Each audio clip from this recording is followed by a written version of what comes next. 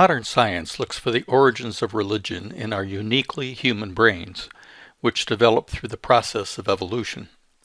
As the brains of hominids grew in size and complexity, the ability to think and communicate with sophisticated symbol systems allowed humans and our earlier ancestors to think about the world and ourselves in a profoundly different manner. Religion appears to have arisen in response to that ability. As far as we can tell, religiosity is not a characteristic found in other animals. Since our brains are the physical organ that most sets humans apart, it is reasonable to assume our distinctive brains are responsible for our religiousness. Specifically, our brains have an enlarged prefrontal cortex that is 2 to 3 times larger, relative to other brain structures, than would be expected in a primate brain such as our own. Unsurprisingly, the forebrain is also the section responsible for making associations between things, creating symbols, thinking abstractly, and using symbol systems like language. As a highly symbolic and abstract activity, religion is a product of our prefrontal cortex. To receive that brain, humans are the result of over 4 million years of evolutionary history, dating back to our earliest known ancestor, Ardipithecus ramidus, a primate who lived on the savannas of Africa and could walk upright.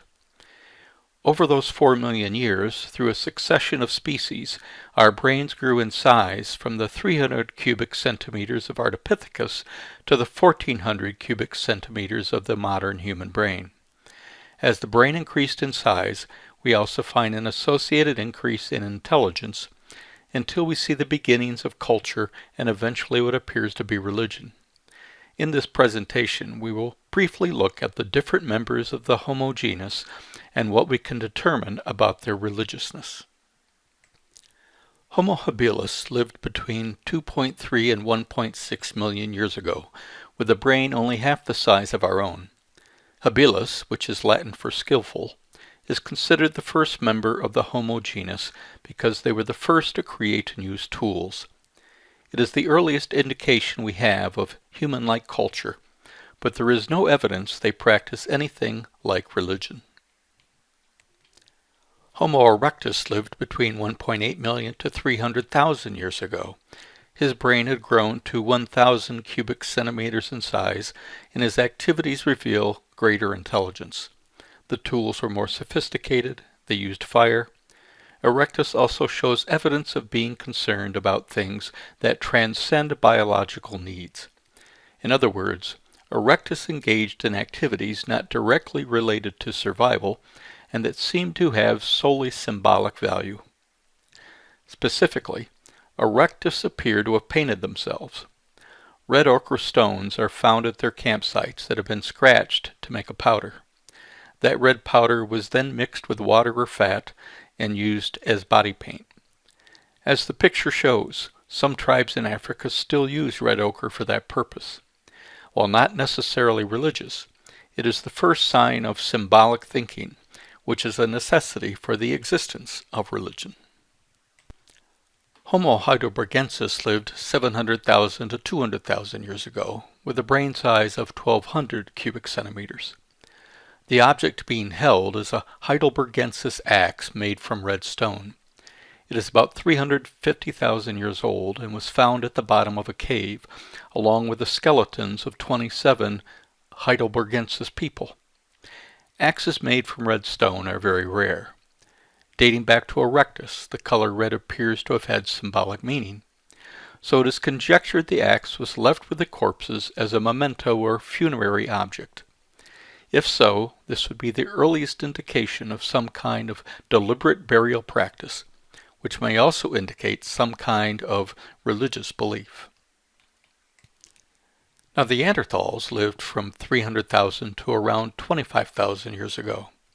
Their brains were up to 1,700 cubic centimeters on average, which is larger than modern humans. Unlike the stereotype, they were intelligent, built shelters, controlled fire, and show sophisticated social interaction. They purposely buried their dead with some form of ceremony. and from studying their skeletons it appears they cared for the disabled, weak, and elderly members of their clans. This is evidence of both religious beliefs and a moral code. Neanderthal burial sites reveal corpses that have been laid out in the grave rather than simply dumped in a hole. Sometimes they are in a fetal position. Implements and possessions are placed around them. Some skeletons are covered in red dye, meaning red dye or powder covered the corpse and then fell onto the bones as the flesh decayed. The presence of large quantities of flower spores also indicates some corpses were covered in flowers. All of that is evidence of burial rituals, beliefs about death, and maybe an afterlife. Neanderthal skeletons unearthed from burial sites also provide evidence for how difficult life could be. One man had a useless arm and a crushed eye socket, which would have left him blind, but neither injury appears to be what caused his death. The evidence indicates injured or disabled Neanderthals were kept alive by other members of the clan. In a time when life was precarious, this is a strong indication of compassion and some kind of underlying moral code that justified keeping people alive who did not contribute to the clan's survival. Moral codes, of course, are also a common component of religious practice. Which brings us to ourselves, otherwise known as Homo sapiens or modern humans. Homo sapiens evolved into existence about 200,000 years ago with a brain size of 1,400 cubic centimeters. From the beginning, humans have had a complex culture, sophisticated tools, and at this point appear to be the first species to produce artwork. This artwork, found in cave paintings and other objects that are discovered at their campsites, also provides evidence of their religious practices. There are over 100 known caves with painted walls in Europe, dating back as early as 32,000 BC. The chambers with paintings are often deep inside the cave, frequently high up on the walls, requiring climbing and perching on ledges, all of this done with torchlight in what is otherwise total darkness. If the purpose was simply to paint pictures, these rooms are not what you would choose. The difficulties involved make it likely that these paintings served more important purposes and are most likely religious in nature. The caves were probably sacred spaces, and these pictures had sacred functions.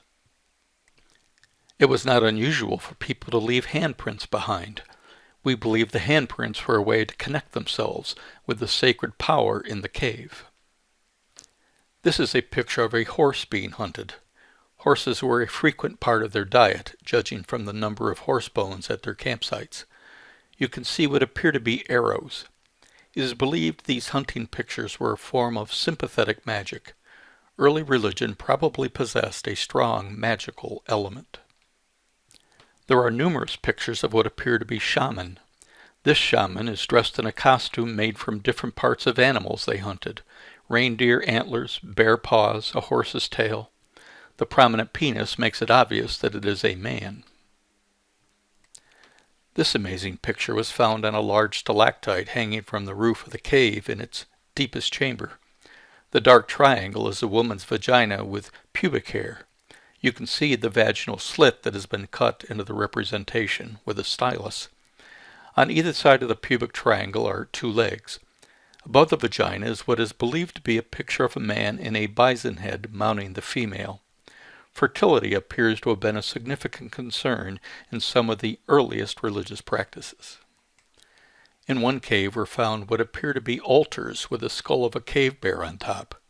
Other cave bear skulls were found around the stone. In a different cave bear skulls were set in niches cut into the walls of an inner chamber. It appears another characteristic of prehistoric religions was a concern about connection to sacred power. The evidence demonstrates a variety of religious practices among the earliest humans, but also shows that religion did not begin with Homo sapiens. Instead, modern humans inherited religion as part of their evolutionary and cultural heritage, and developed them into the complex system of beliefs and practices that we find today.